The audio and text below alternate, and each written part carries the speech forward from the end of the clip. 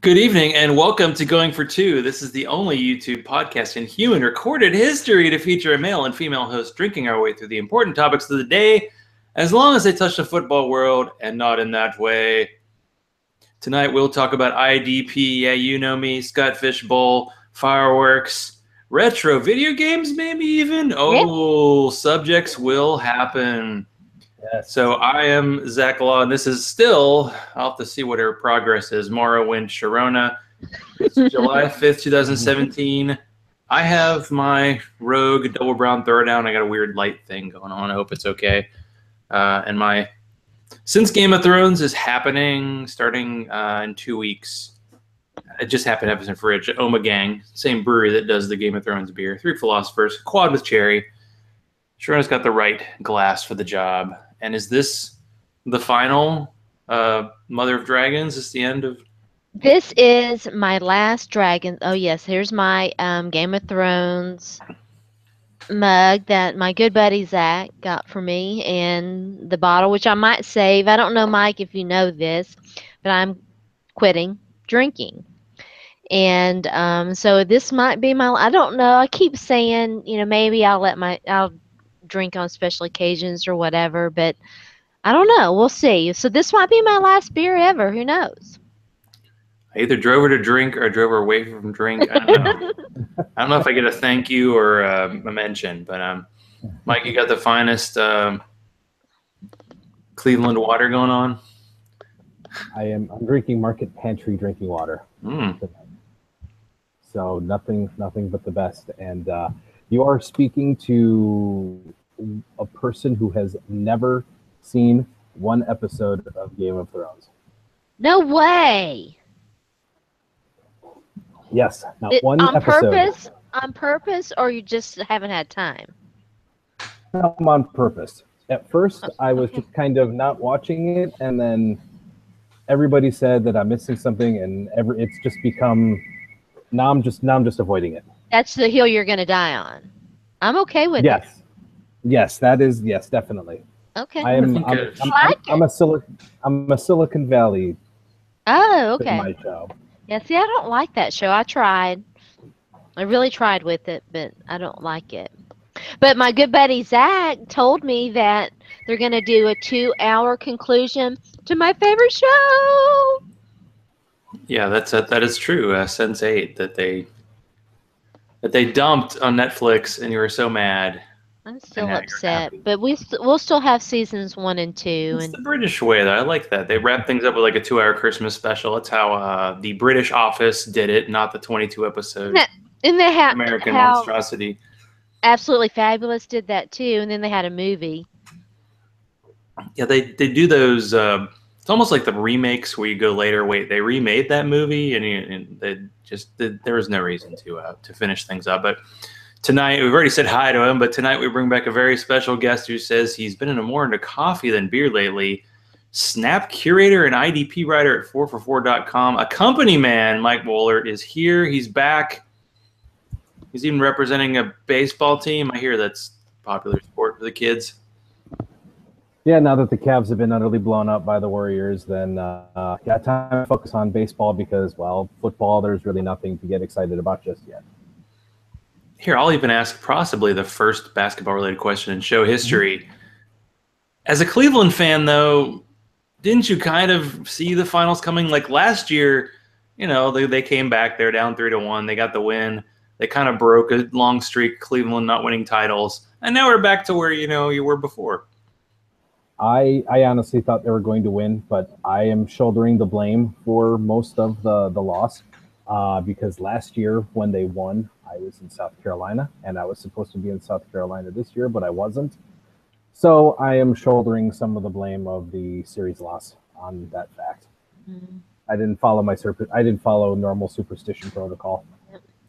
Yeah, there is a protocol. Yes, indeed. Fans of traditionally more popular, less popular teams. Well, I wouldn't say popular, but winning, losing, have more superstitions.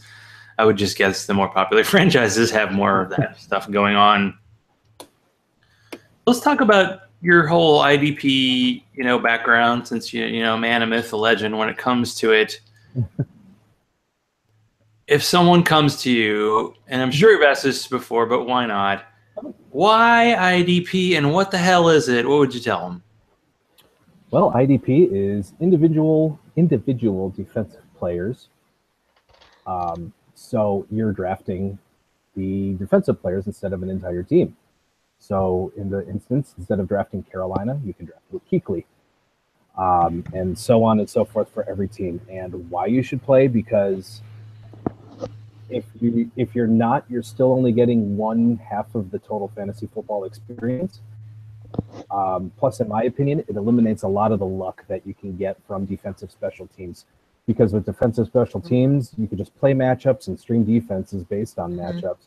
And if you somehow pick the defense that shuts out a team and gets like 3 or 4 defensive touchdowns and sacks, and then single-handedly, that defense can carry your team. So with defensive players, I think you're eliminating some of that luck that happens with special teams. Plus, again, you're learning more of the game, and you're following the entire game instead of just the offense, and that's really it. Because defensive special teams, yeah, your team might get a sack, but you're not following the players. So that's It's why fun as hell. It's just fun as hell. It is. It's a lot of fun. Well, in my dynasty league, the first year our championship happened, my dad had Mike Vrabel, who played linebacker for the Patriots. He also caught 2 touchdown passes in that game, and sadly he lost by less than the point. But that's another. I mean, that's maybe an IDP thing, but it is kind of fun to have an offensive guy who makes a tackle and an interception. You get a point for that. Just basically, you want to get more points. Like almost every play that happens in a game, you want that to be fantasy relevant. And with IDPs, if guys play special teams, that's going to make a difference. That's going to add a few points to it. Yep. What's a standard kind of setup like for, I guess, your standard league? It's like 1 quarterback, 2 running backs, 3 receivers, tight end, flex, defense, kicker, all that. Mm-hmm. What's a normal setup for like an IDP league? I don't know if you could say normal setup, but I think IDP, is still in. I still think it's still in its infancy stage. It's kind of getting toward maybe not necessarily the maturity, but that next step. But I wouldn't say a standard, but I think a normal league is where you're going to start 2 defensive linemen, 3 linebackers, and 2 defensive backs. That way, with defensive linemen, you have the entire pool. You have defensive tackles and your defensive ends.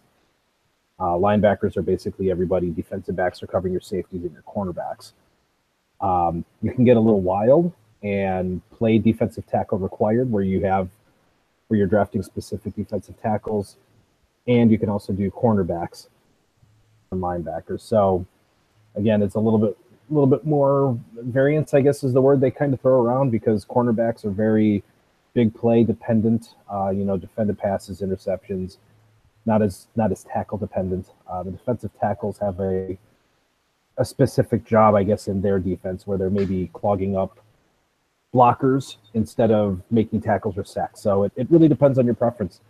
And then, of course, you have all IDP leagues where you just don't draft any offensive players, and you're just drafting all IDPs, all defensive players. Mm-hmm. I have never played in one of those, but I bet it's fun.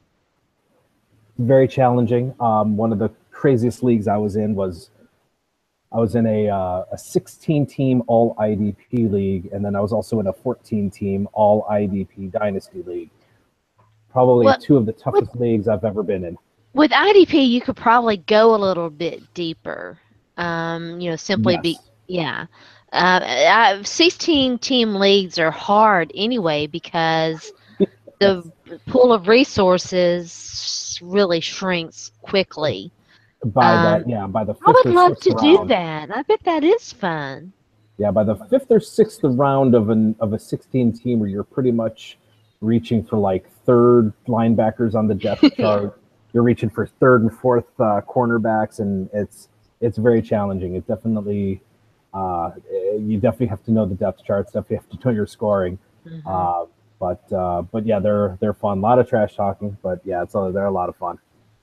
One of the things I found challenging about writing, and I relied on Mike a little bit for this, but when I was writing some IDP stuff, is that I grew up, so to speak, in IDP with the traditional classifications. Hmm. And now you have Edge, and Yeah, there are guys that some leagues take that into consideration. It's really IDP is really evolving right now. it is. And whether you think it's a good thing or a bad thing, I don't know. I'm It can not be a little. sure.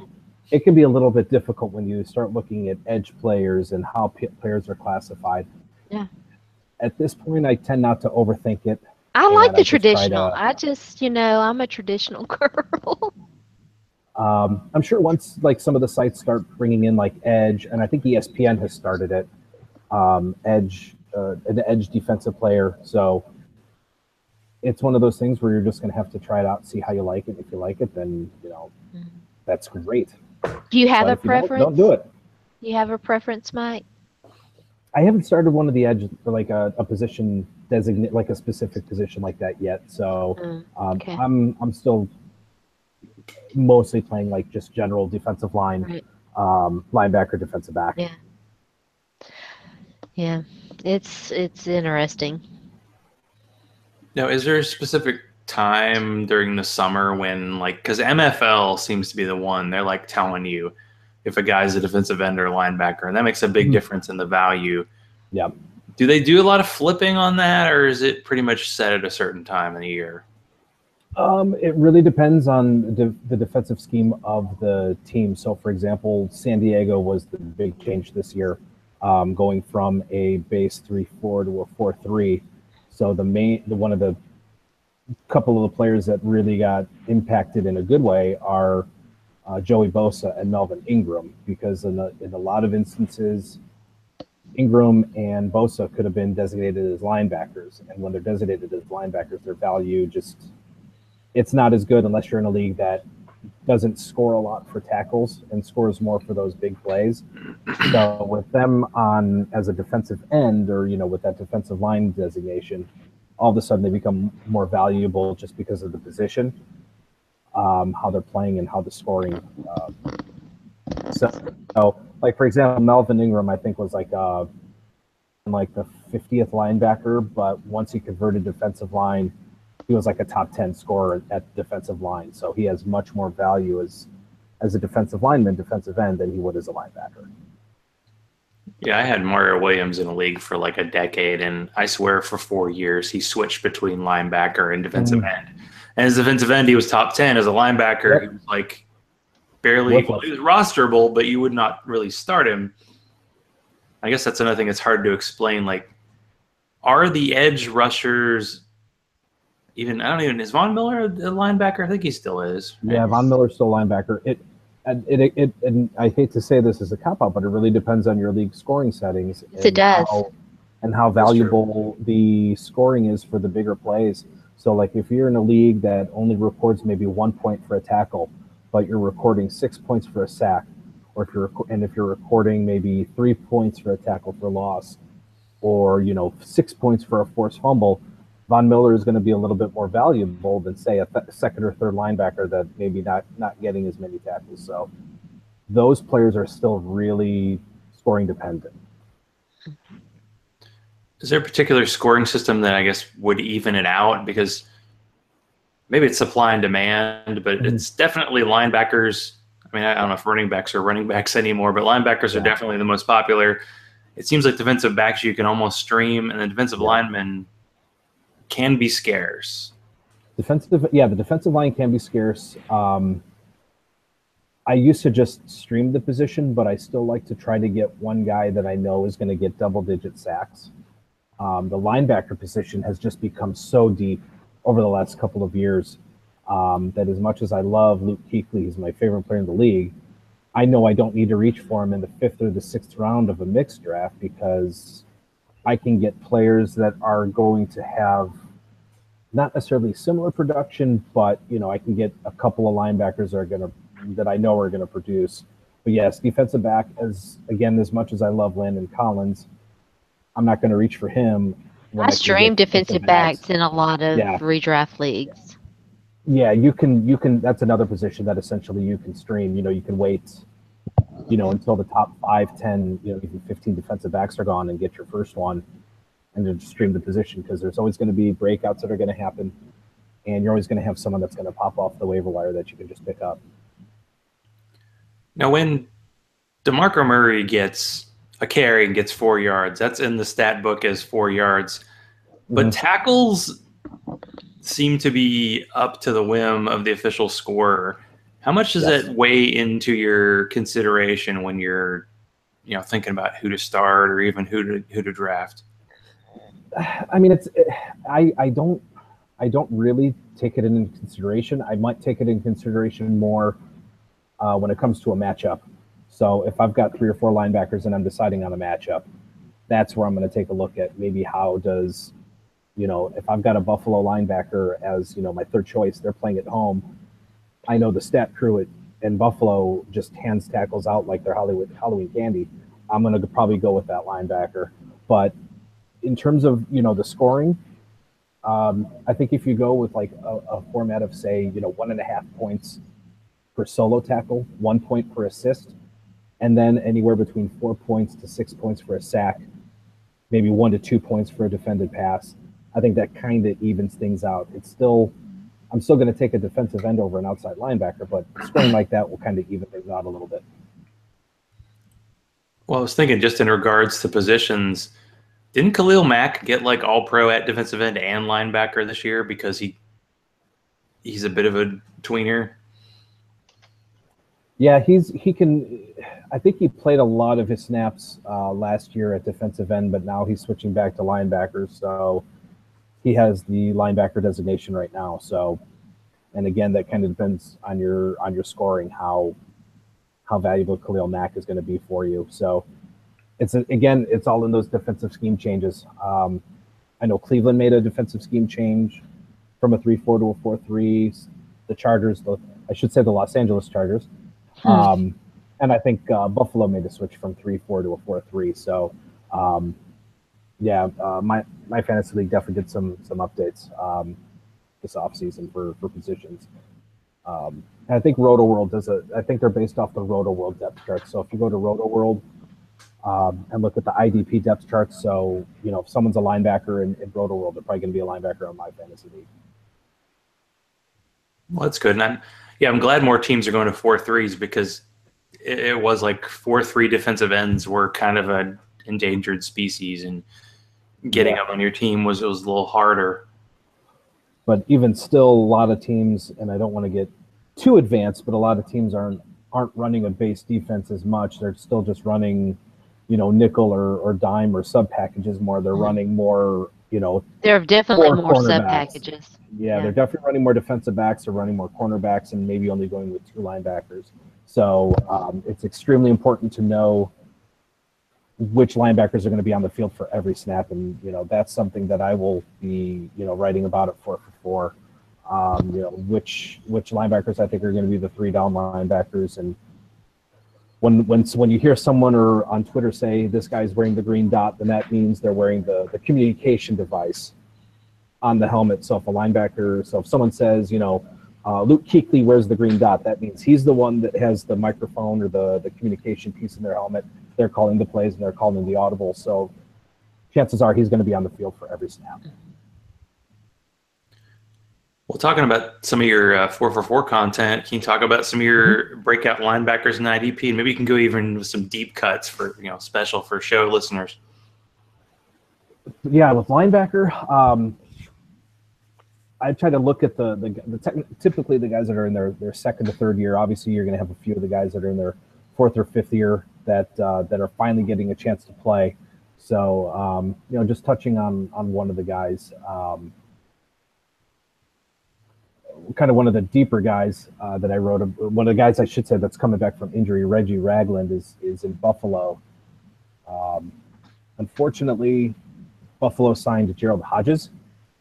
Which kind of threw a monkey wrench into things because I thought pretty much Ragland had the clear path at middle linebacker. So that's going to be a position battle you're going to want to watch between Ragland and Preston Brown.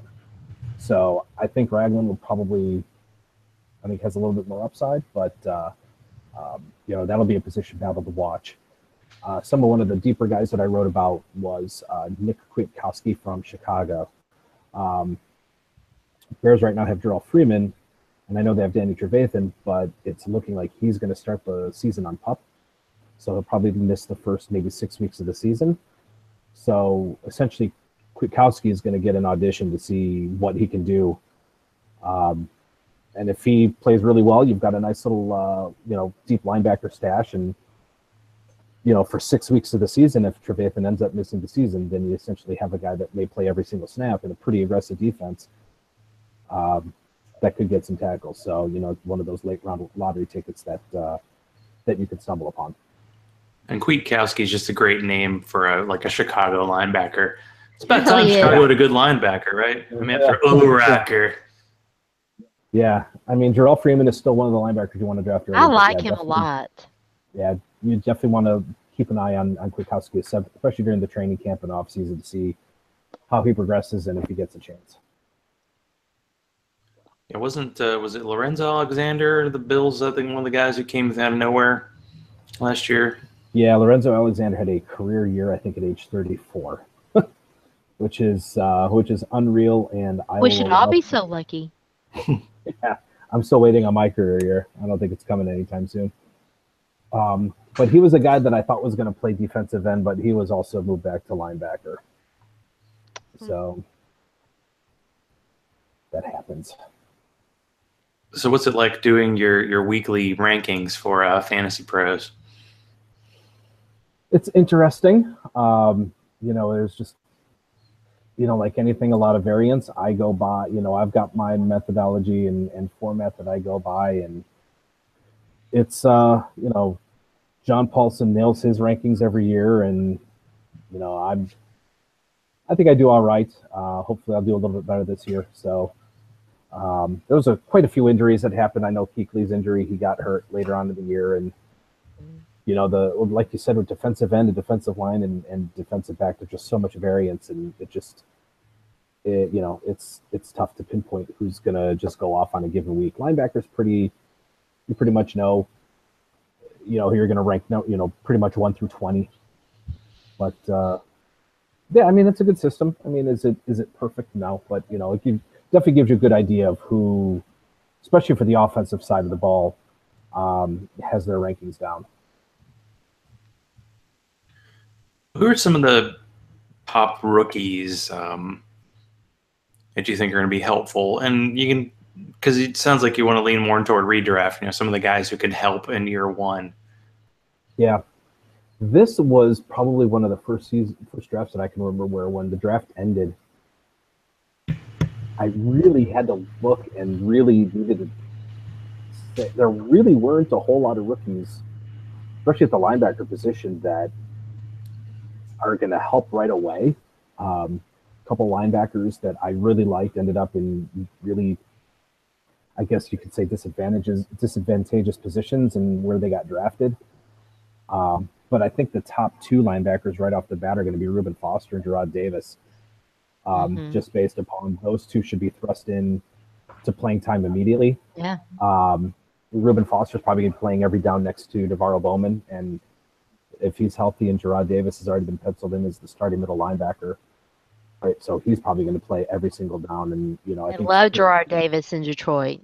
Yeah. So I loved him anyway, but yeah, that was a great match. A Florida guy, even. Look at that. I wanted the Titans to draft him, but they never listen to me anymore. No, they don't. They don't.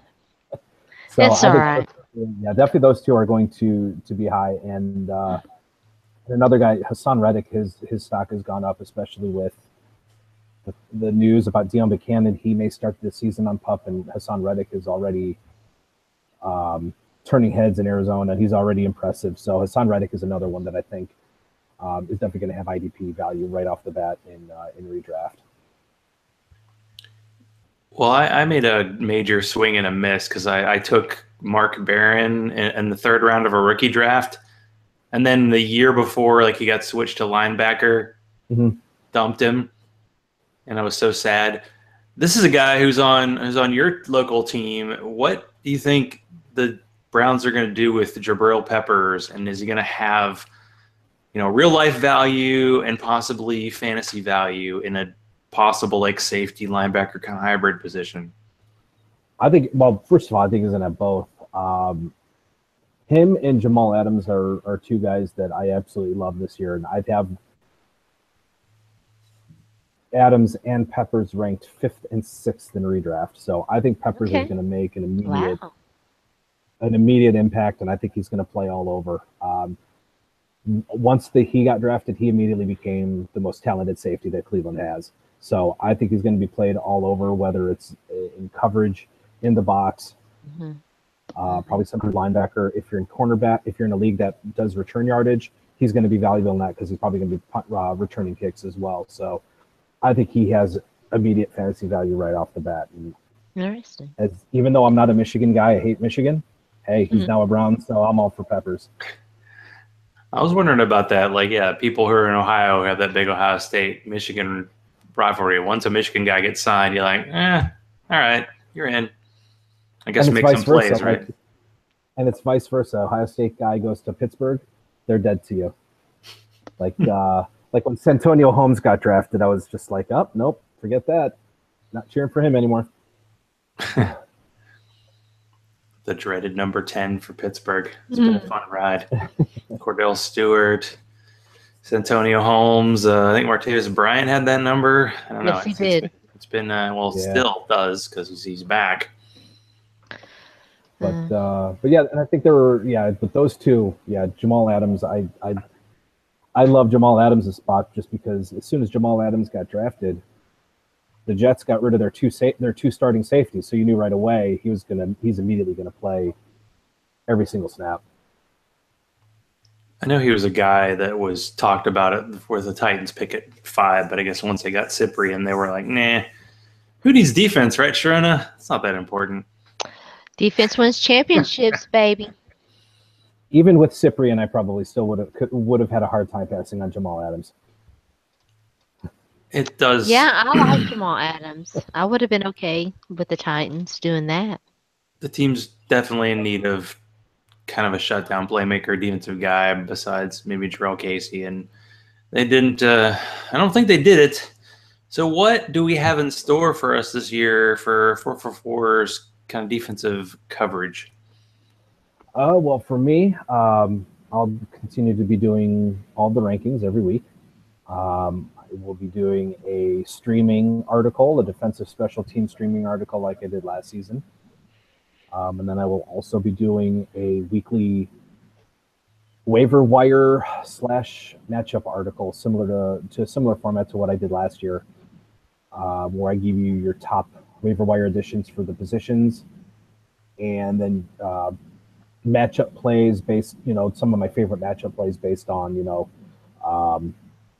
obviously, like I said, matchup. So if a defensive end is going against a really bad offensive lineman, and some vice, and so on, linebackers playing in a really good spot, and defensive backs playing in a really good spot. So that will be my IDP defensive content for this year. Well, that's a lot. And I'm a 4-4-4 guy, so I got it. And as a guy in Dynasty, this coverage still is very offensive heavy, so it's good to see the defensive stuff because that's something I definitely need help with. So I'm glad you're there for us. I think I've sent you a DM or two saying, dude, help me out. Mike's a great resource. Yeah. I mean, you couldn't ask for any better. I try. But for redraft, like I said, I try to put a dynasty spin. But I will tell you, the guys over at DLF really have dynasty down when it comes to they're fantastic IDP and development, and they're really good over there. They are great guys. They do Defi IDP too. Ooh, now that's deep. Yes, they do. 18-year-old linebackers. What's better than that? Because I think you get in like high school to college, you get that athlete position. You're like, I don't even know what position this guy's playing. It's usually assigned like, I don't know, but you've seen Ohio State quarterbacks turn to receivers in the NFL, so maybe things could happen. Yeah, I haven't. I live right by high school. I have not been tempted to go and watch and see like the senior linebacker. I'm like, oh, this guy, keep an eye on him. I haven't gotten there yet. That's a little much. Well, I'm sure high school films come a long way, but it's impressive to be able to rank guys in the entire country high school and figure out who's going to be good and bad. So Yeah, what and is the speaking of title? Oh, you go ahead. oh, No. no, I was going to say, when does Pro Football Focus start high school football focus? Because they're doing college, and when do they start doing high school football focus and start grading those guys, those kids? Well, I know that's one of the banes of the existence of like scouts is they don't always get the Yeah. coaches film for college, so you can't see the whole field. Whereas I've heard this year Game Pass for NFL, like they're gonna have coaches film like on Tuesday. so they if you- say. well, so they I don't know. I've had the example. I may be going away from cable, so I have to figure my alternatives this fall. But yeah, we'll see what happens. So what exactly does a snap curator do with 4for4? Oh, well, basically what I do, take all the snaps and take all the snaps for all the offensive players for a given week. Oh. And what I do is, provide the snaps to Josh, and he uploads all that data for our snap application on 4for4. So I provide the data for that application on the site. Very good. Snap numbers are, I mean, huge. Yeah. It's a great resource. They have blown up. So so not only do we keep track of the snaps and participation percentage, but we also keep track of like points per snap or things like that. So we also have it broken down even more.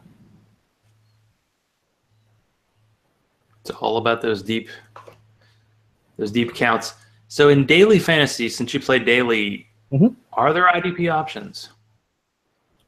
I think there was a site that did it. I didn't get into it yet. I think it was like Draft or Play Draft or something like that. I think did IDPs. So I think I'm going to try to dabble into a little IDP DFS and just kind of see what's going on.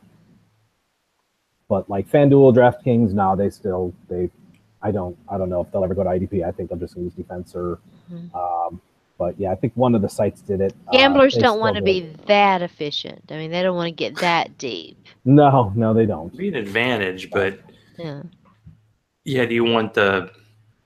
I don't know. Sometimes you got to throw people in the deep end of the pool and see if they can swim. I guess because I'm sure if you were like invited to a fantasy league, it'd be like if I went to a friend's house and I opened their cooler and I saw like a bunch of Bud Light. You get invited to a fantasy league and it's Team D. You got to have that look in your face like, do I really like these people? That's great. It's like, what are they serving me here? It's like, do I really need these people in my life? No, but seriously, no. Team defense definitely still has a place, and like I said, it's all about having fun, and it's all about what your comfort level is. Well, what are your thoughts about a league that doesn't have defense like Scott Fishbowl? Yeah, the Scott Fishbowl, it was my first year last year, and it was definitely an experience. It's fun. It's a great league, and I'm really looking forward to this year's draft, especially with all the scoring changes. So last year I didn't do really any research or scoring.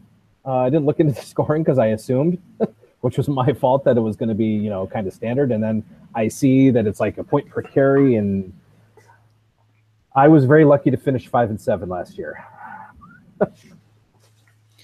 Yeah, when you think the name Scott Fish and like standard scoring, that doesn't happen because it's not just.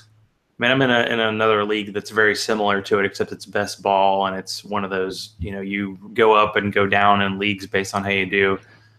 But I'm pretty sure he does some kind of leagues where he manages the way the scoring where like every position's almost the same value. So you might see like J.J. Watt go number 1 overall, maybe not anymore, but yeah, conceivably defensive guys having that kind of value. What defensive guy would go number 1 overall right now, Mike? Just pure defensive guy. I've actually run a few polls on that. I think a few months ago, Luke Kuechly was the overall favorite, but I think in the last one I did, J.J. Watt won by like a little bit. Okay. So if I was doing a redraft, number 1, 101, my first overall would be Luke Kuechly. Okay. feel like it was a couple of years ago. It might have been 3, but J.J. Watt was so far ahead of the rest of the defensive linemen. It might have been a scoring system thing. Yeah. A league I'm in, the MFL, and was it the Zealots? I mean, they've definitely upped it. Like, I had a guy who had just like 1 tackle, but it was a sack. He got like 7 points. So the points are going up, which is always a good thing. But do you have a plan of attack that you're willing to share for Scott Fish Bowl? Since I got to actually look and see. I know it starts sometime next week, the actual drafts, which is early, but boy, yeah. And just kind of looking at some of the ADP and the scoring, I think I've got the 2nd pick in my conference. Me too. I'm pretty much going either Le'Veon Bell or David Johnson. And then with that 2nd pick, maybe that 2nd and 3rd turn, maybe going quarterback and maybe wide receiver. I have no idea. I'm going wide really receiver heavy this year, and I've already decided. Okay. Well, I guess they've changed the scoring. It's not point per carry. It's like point per first down. Yeah, it's point per first down. And there's a definite – it's something like 2.5 for tight ends. Because last year I took 4 tight ends in the first 9 rounds, and that actually worked out. But I don't know. Like, I know I had the 2nd pick. Like, I'm with you, running back in the first round, just because Le'Veon Bell and David Johnson score crazy-ass points. But a quarterback in the 2nd doesn't sound bad. I guarantee 8 quarterbacks are gone by my pick in the 2nd round. Yeah, I won't get Le'Veon Bell or David Johnson. What pick do you have? Because we're in the same division. I know. I got 6. Yeah, it's 1.5 points for tight ends for first downs. No, I'm doing I don't know if either of you have done a mock yet, but I'm in a mock. And I got like Julio Jones in the 3rd round because receivers drop like crazy. I still think the stud guys. Yeah, so maybe I shouldn't valuable. go wide receiver crazy. No, but running backs and quarterbacks go pretty well. Tight ends too, because tight ends have that bonus. But man, tight ends are like a minefield early. Like you get Gronkowski, who played 4 games last year. Reed always gets hurt. Tyler Eifert's highly rated, and he's hurt. It's almost like the old man Olsen is the way to go. Or Kelsey, who still doesn't score a lot of touchdowns, but he never gets hurt. I think wide receiver is very devalued this year because you don't even get a half point per reception. Oh, okay. See, I need to look at the scoring. It's per first down, which is first down and yardage and touchdowns. I'm just going to take, if Delaney Walker's there, I'm just going to take him at 6, and then I'll be happy, and I won't care what else I get.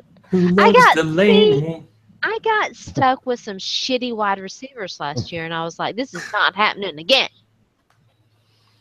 Yeah, like someone did a mock drafter, and they got Julio Jones. I thought it was an MFL, and they got Julio Jones in like the 2nd round. I'm like, that's a steal. They're like, well, it was a Scott Fish. It was an SFB mock. I'm like, oh, okay, but still, this is weird. These are the receivers I got in this mock draft.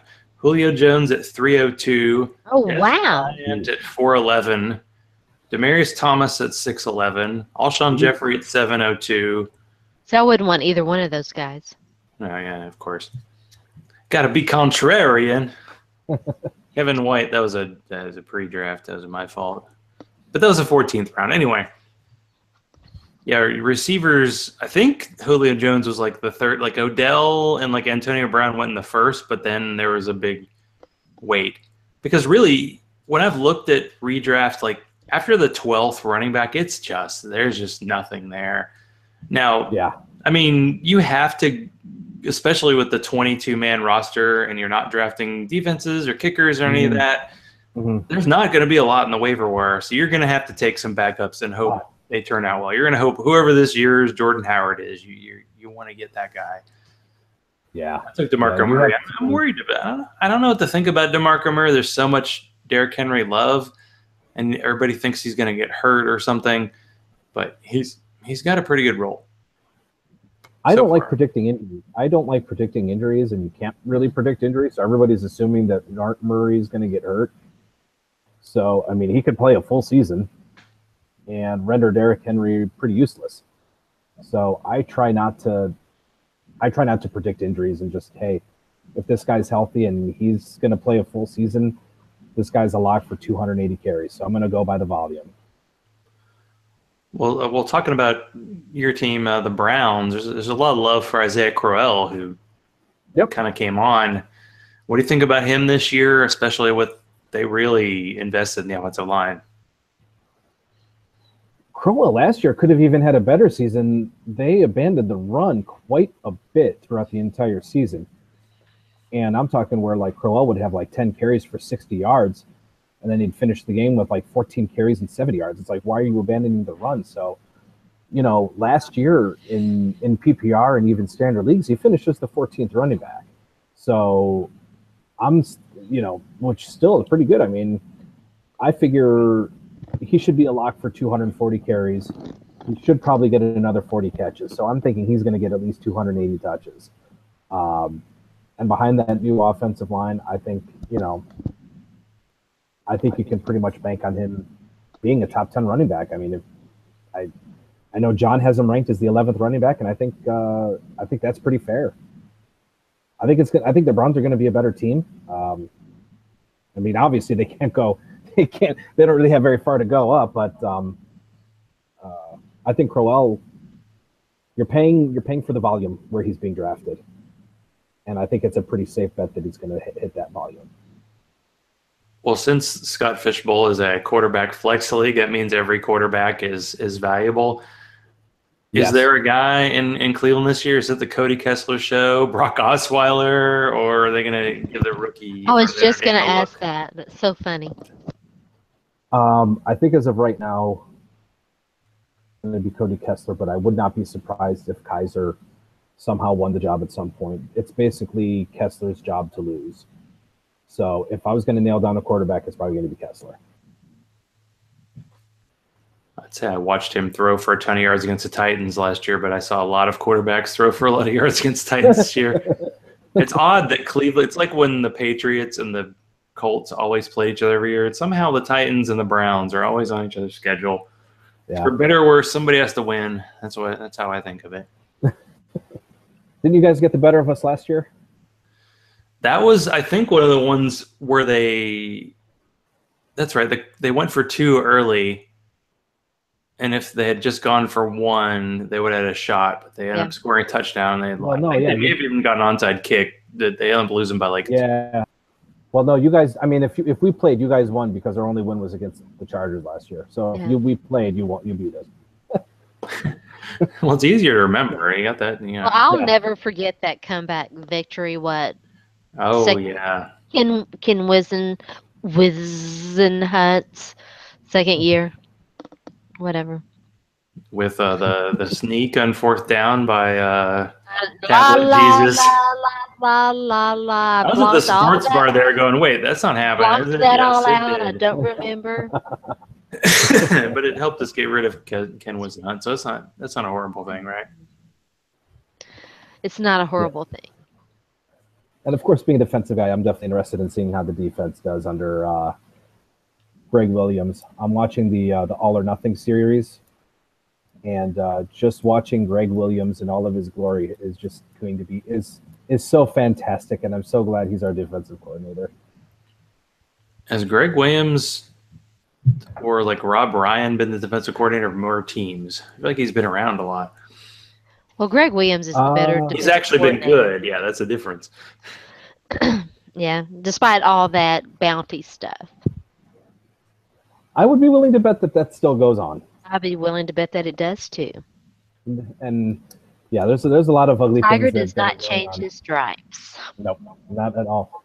I would, and same thing with college football with all these teams that kind of get busted for NCAA regulations. Yeah, I would be more surprised if there was a clean program. That would be the surprising thing. It doesn't shock me that all these college teams are breaking guidelines. It would be a newsworthy story to find a clean program. All right, Mike, let's throw this out there. So how many episodes of Game of Thrones have you seen? Close your eyes and what do you see? Nothing. Take the number of Browns wins last year, subtract it by 1. Well, I've been rewatching the show in anticipation because the next season's coming out in a couple weeks. July. Is there 15th. A show that you've rewatched? there a show that Like- I have rewatched? Like, have you gone back to the beginning and gone, all right, I'm going to watch the whole thing again? I've been actually meaning to do that with Sopranos, and I usually just, in terms of shows, I usually watch Seinfeld when it's on. I just watch Seinfeld on reruns, and that's really about it. I just watch a lot of sports. I'm very boring.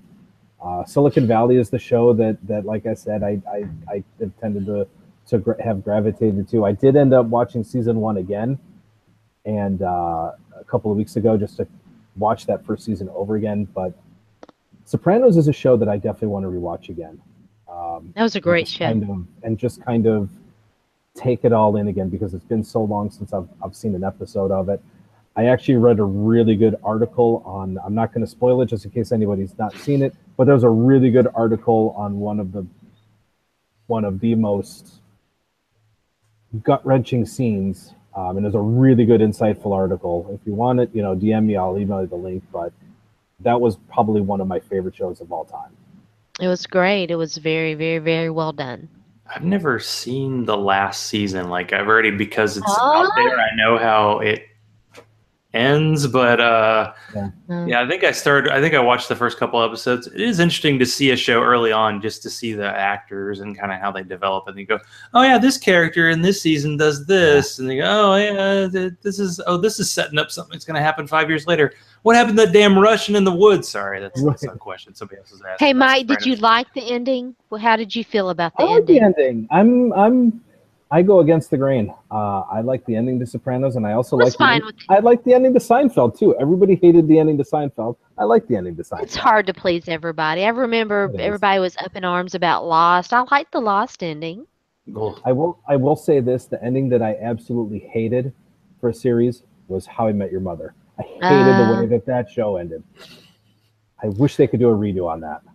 I think with the series ender, yeah, it's either hate or love. Yeah, and there's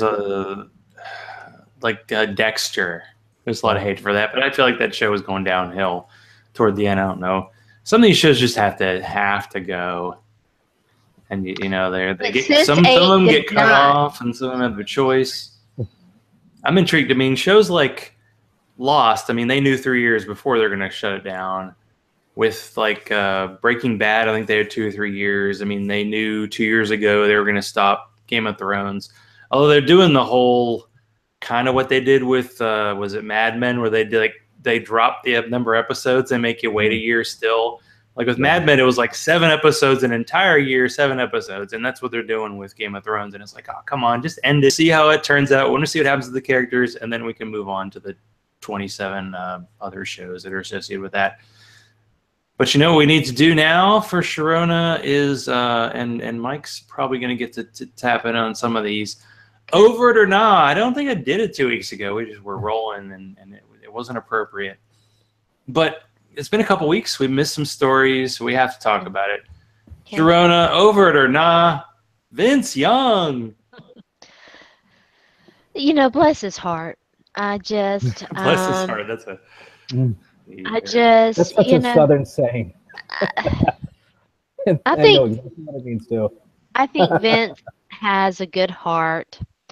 I think that Vince was coddled from, he was in a very bad car accident. Well, he was run over when he was like 6 years old. And we spent like a year in the hospital, and it was, he was lucky to live, and I think he was coddled first by his mother and aunties and all of that, and then by Mac Brown. And I don't think that Vince Young knows how to really accept responsibility for his own actions. But I also think that Vince Young got a bit of a raw deal in Tennessee with the Titans and that relationship with Jeff Fisher. And Jeff Fisher did work the media like there was nobody's business, and they lapped it up and fed his bullshit to the public. And, it was... now that we're how long removed? Over 10 years removed from it. Well, like 10 years removed from it, it's a little easier to look back and say, but when you're going through these things, it's hard to maneuver. So I'm not over. I wish Vince Young all the success in the world. Yeah, I thought it was unfortunate. The whole CFL, everybody was like, what? He signed with the CFL? And then he like tore a muscle, and it's like, oh, he didn't even get a chance. I mean, he's 34. I technically have a Vince Young jersey because I got that. And I didn't even remember him being with Cleveland. Like, I remember when he was with the Packers because everybody thought he was going to win the backup job, and then he was cut.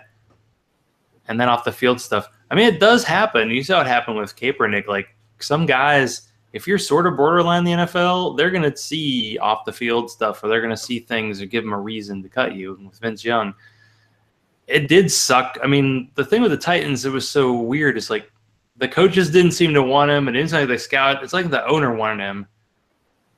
But he had that clutch, like his rookie year, he had like all these comeback wins. But then his first offseason, he didn't seem to. The only time he was on the cover of Madden, and they showed him in a commercial in a film room, and that was the only time he was in a film room the whole offseason. I believe that. You could tell. Went back like, to school. It was a big thing. It was weird. The team was definitely – they had such a great defense back then. It's like if Vince Young had just been slightly good, and then he gets hurt, and they had that great year in 2008. It was rough. Consistently good. And that were you the one no, it was somebody else that sent me that. That SI article was so, I mean, it was like, it's ironic that Vince Young uses Access Media to complain about Access Media. You know, the bottom line is that Bud Adams tried to force a marriage between parties that were never going to make it in a marriage. Just was not going to make it. And it was interesting. You really kind of, if you read it, you sort of knew the story. Norm Chow's still a bitter motherfucker about it. Yeah, I was thinking of Jeff Fisher and like Steve McNair, and like how McNair had so many, and man, I forgot yesterday was the anniversary of his death, and just how McNair was this super prolific guy in college, and Jeff Fisher would just let him hand the ball off. It was only until like Mike Heimerdinger showed up, they're like, "Oh, he can throw the ball. Really He's okay." Yeah, it was. I mean, really it was Les Steckel and that other guy, and yeah. But that's Jeff Fisher's MO, and you saw it in Los Angeles, not Los Angeles, St. Louis, and of course now they're in Los Angeles. But yeah, I mean, it was, and it took Mike Heimerdinger who opened up the offense and let Steve McNair be Steve McNair. You know, I often, and I think I put this in the article that I wrote about Steve McNair and why, my opinion, he should get in the Hall of Fame. I know he's borderline, but he was really the first black quarterback that a team drafted to be their guy, to be their face of the. I mean, he was. It was groundbreaking, and he was amazing. And if he'd had a better coach, he'd have better numbers. And it reminds me a little bit of Andre Johnson, and it's unfortunate. Yeah, it's a big tragedy. I had to post yesterday because I posted. It was the 2012 when I was writing for Bleacher Report. The morning of, I'm like, I'm just going to pop up a quick article. And I don't think Bleacher Report works like this anymore. You just posted your article and you just threw it out there, and it was online. And then like an editor reached out to me and was like, hey, could you expand this? Because it really was like a 300-word article. It was just like top of my head. And so I spent a little more time on it. It still was only like 700 words, but it was the most read thing I've ever read. It had 25,000 reads. Yeah. And I even had a friend of mine who I met totally outside of football was like, hey, I read that article. And it's still weird that it's 5 years ago that I wrote it. It's 8 years ago that it happened.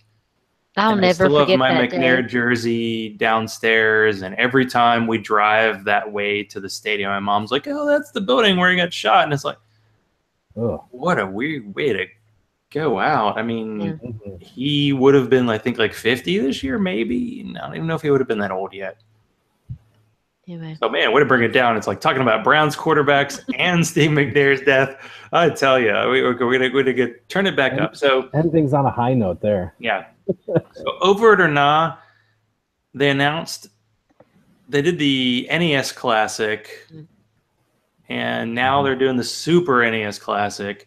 Yeah. What do you think about that, Sharona? Because maybe that's not your gamer. It's not the I know latest and greatest. I know Mike probably wants to weigh in on this, so I'll just be real quick. I have my original Nintendo, and that's the only Nintendo system that I own. I just set my PS3 up in another room, and I'm an Xbox One girl, and I've got an Xbox One. And if anybody in their magnanimous heart wants to get me another Xbox One, I would be totally about it. But so now I've got space to set up my original Nintendo, and that might happen soon. That's all I got to say. Well, Yeah, as did you get one? What's that? Did you get one of the NES classics? I got it on launch day at I retail. I was lucky enough love it. to have a very an awesome wife that stood in line and got it while I was out of town on launch day. So she was able to snag one. Definitely a keeper. And, yes, great purchase. I've had so much fun with it. The Super NES, I'm probably going to get. I had a Super NES for a little bit, but I played my Genesis a whole lot more. I was a Sega Genesis guy when it came to the battle of the 16-bit wars. I planted my flag for Genesis because the Super Nintendo, when Mortal Kombat came out, they censored the blood and the gore, and I was like, what's the point of that? So I was happy that when Mortal Kombat came out for Genesis, it had the full-on blood and spine ripping and heart ripping out and all that fun stuff. So the Super Nintendo has some pretty good games. Donkey Kong Country, Mario World, F-Zero, and one of the Street Fighters is on there. So I'm still thinking about it. I know they're going to make more of them. And it sounds like some of the websites are going to limit your orders to one per order. I know Amazon is doing that. So we'll see. I know it's a little bit more for less games, but obviously it's a 16-bit system. But we'll see. Like I said, I know there's a Genesis remake coming out, but it's not Sega. It's not a Sega product from another company that's making it that has had kind of a reputation for not putting out quality product. But this sounds like it might be a little bit better. So we'll see. But yeah, I'm a retro gamer. I don't have a PlayStation or an Xbox. We've got a Wii U and a Wii, and that's really about it. Yeah, we've been playing almost exclusively the Dr. Mario game. Once I got that second controller, my wife and I have been showing down. I've been playing, some Mario 3, and I actually had, that was one of those gifts that, my parents got me that I didn't even ask for. And then I remember there was, I don't know if it was an NFL game, but it was like a football game. And you could run a fake punt play, and you basically started running your punter to the right, and the snap would always automatically go to him. And that was undefendable, and you could run for 50 yards. You always when you had a game like that, you always how did you sneak around the rules and and do stuff like that? But I don't know. I play a lot of those games. I don't even know the 64. They could probably do a lot.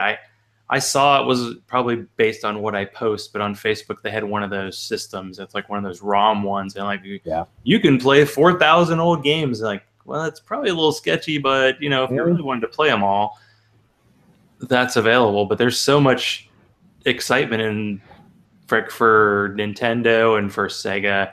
It's nostalgia. That's all out there, and you played those games. I loved the one hockey game when I was in college, where the guys bled when you had a fight. And they stopped that after 1 year, and I'm like, man, I missed that. I missed the Hartford Whalers. Come on, NHL hockey. Yeah. Am I the only one who played Contra? No. Contra was the shit, I still remember man. the code. I still remember the code. Up, down, down, left, right, BA. BA start. Yep. The first game that I played when I plugged in the NES, the first game that I played was Mega Man 2, and then I started Simon's Quest, and then I started Zelda. Yeah, Zelda. And I was like, I don't remember anything. So thank God for YouTube and websites that I can look up maps and I can look up things to remember, because it's I don't remember how to do any of this. I still got Mega Man. Mega Man was still awesome, and I also played Ninja Gaiden a lot. So those games were... That was a good game. System. So yeah, I still play my NES Classic. It was well worth the money. I was thinking, like, how did people figure that stuff out in the '80s? Because there were Nintendo some Power. boards in the original like Mario that I had to go to like YouTube just to see like what do you do here and where do you go, because some of these boards are really complicated. We I've had got a Nintendo Mario Power. guide. I mean, I got the paper guide, and it shows you how to. This is a spoiler. Sorry. There's this one. It was pretty early on where you can do the jumping thing and keep getting extra men and Oh, extra and yeah, men. Yeah. Um, and I had that perfected. yeah. But Yeah, for cheats, there's yeah, for there, cheats and maps for Nintendo, there was Nintendo Power, the magazine, and I then think there was that's this, what it is. yeah, Nintendo and then there Power. was this black book. It was called the Official Nintendo Guide, and it had like all the original Nintendo games, and it had maps and things like that. And I had that. it's all good and it'll be popular. I think it actually comes with two controllers, although Yep. I got one of those wireless controllers and it actually has the extra button, so I think it'll work with Super Nintendo, which would be cool to work over multiple systems. But yeah, Yeah. I remember playing the Mario game while like listening to like Nirvana over and over Mm. again. Never mind. That's the era we were in. '90s baby, nothing wrong with that. Damn, we didn't even get to the fact that I drank all these sour beers yesterday, and Sharona Oh would have well. been so unhappy about that. I had a beer last night. Blueberry, cherry, lime, margarita goza yesterday. Oh. It's not bad. It's not bad. Although I've been drinking the heavier stuff because it's summer, and that I'm very opposite. You are opposite. We've gone past the whole hour point. So, Mike, thank Hey, you for being on again. I feel like you've been on 3 or 4 times. I know once I was like at this company dinner. That's what I did last week. I'm like, Oh yeah. yeah, you let's showed just up late, let's just and cut it off. I was in my phone and yeah, It it was was not awful. working. I So could I'm have glad we've choked you. come way past that. Only in person. That's my promise to you. But where do people find you online? And can you give us your strategy on Scott Fishbowl so we know how to beat you? running back, and I don't know what else to do. What division are you in, Basically, by the way? I am in the Winnie the Pooh division. Oh, Pooh Bear. I requested Winnie the Pooh, so. But yeah, I will be. You can find me at 4for4.com and on Twitter at Mike_Woellert, WOELLERT. Hit me up for any questions regarding IDP or tell me that I'm a fool for not seeing Game of Thrones. I will tell you, fine, I'm still not watching. You're only fueling my desire to never watch an episode of that show ever again. I won't Ever. tell you that. So, You're fine. nah. Watch what you want. But yeah, at Mike_Woellert, WOELLERT. We'll talk IDP, pop culture, and whatever you want. My timeline is. Feel free to @ me for anything. I like underscore people. Not that there's anything wrong with the otherwise. So according to this Fishbowl page, 4 days. It must be Monday morning. It starts. So Okay. Monday morning, Next- 4 days, next- 13 hours, 49 minutes, 12 seconds. look at that. See, he's up to the minute. So Sharona, what's up with you? Is there any back talk in your life? To do, and I'm sure Mike knows this, and I know you do, Zach, to do a podcast. I have this show. You guys get to see me and hear me once a week, and this is fun and everything. And you have to get so hype for. I don't want to get hype. I don't want to talk about, the things that I've had been talking about. Politics is just kind of right now. So no back talk right now. I don't know when we'll come back. I'm enjoying my time off. But every Wednesday night here with my buddy Zach and at Inside the Pylon, you can find my stuff there. We'll be cranking up soon. And we have Greg Sauce, 2 quarterbacks. We'll be on next week. I'm considering it. Like 2 years ago, I actually did just a live hangout on the first night of Scott Fishbowl, and I just kind of covered every league and where it was and what was happening. That was kind of fun. But if I do that, I'd have to bring on some other people. So maybe a sneak attack Monday night show. But next Wednesday, we'll be back. Keep going because the season's about to get cranking. It's going to be fun. And remember, IDP people are people too. Not punters aren't people, but otherwise totally people. So thanks everybody for listening, watching. Hi Don. Sorry I didn't say hi to you earlier. He's been doing some work for me. Don's a man. I got to bring him some wine.